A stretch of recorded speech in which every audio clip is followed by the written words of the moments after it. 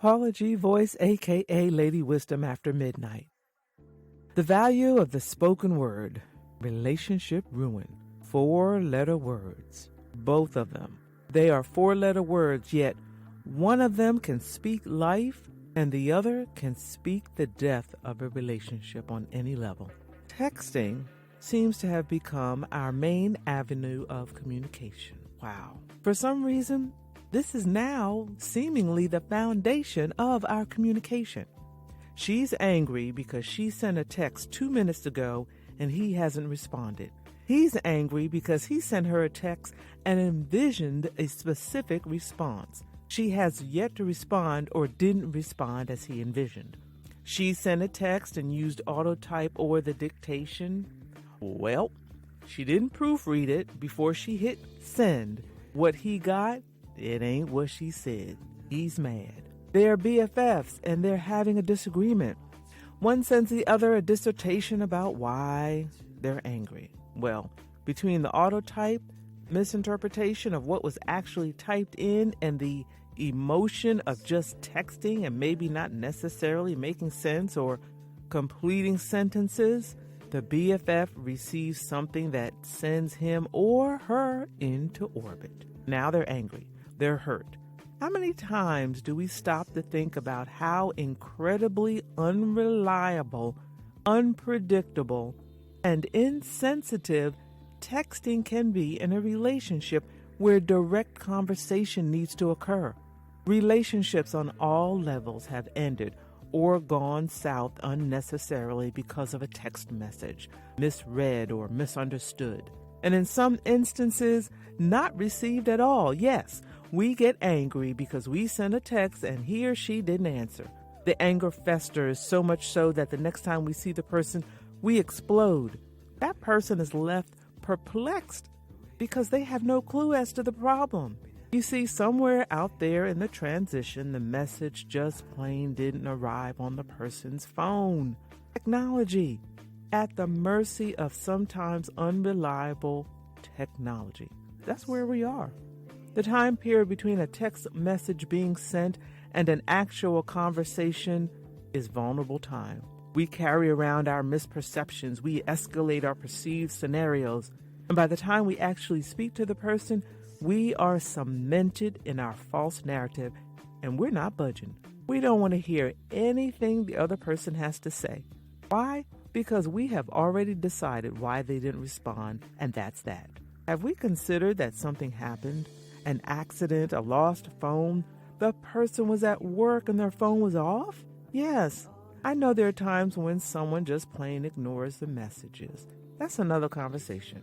What I'm suggesting is the amount of times text communication is so misunderstood and misperceived that our relationships hang in the balance of this fragile form of communication. I have heard some say, well, I don't like to talk. Those individuals are masters at texting entire conversations. We have to talk to each other, ladies and gentlemen, especially when it is a subject matter of a sensitive nature. The fate of our relationships lie in text messages. Now that's sad. The most devastating thing that can occur in a relationship is someone severing a relationship over a text because they read previous text messages and came to conclusions based on a text message.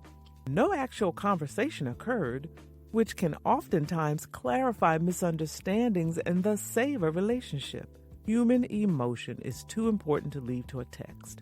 Texting as a primary means of communication removes the social aspect as well as the ability to interact with another human being. Think about it. We can still pick up the phone.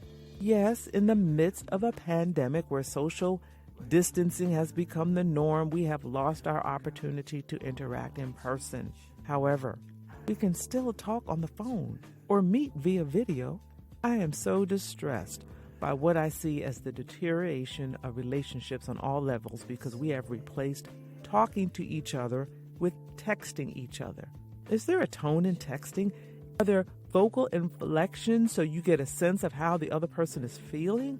Is there a facial expression you can see that helps you to discern how they're feeling? And I'm not talking about emojis because emojis get misrepresented too. or misinterpret it too.